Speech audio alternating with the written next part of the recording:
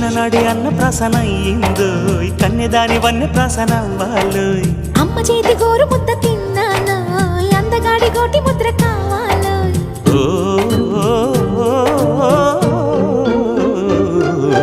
కాస్త నన్ను నువ్వు నిన్ను నేను కోరుకుంటే కోరుకున్న చోట నువ్వు నేను చేరుకుంటే చేరుకున్న చోట ఉన్న దీపం మారుతుంటే ఆరుతున్న వేళ కన్నెకాలు జారుతుంటే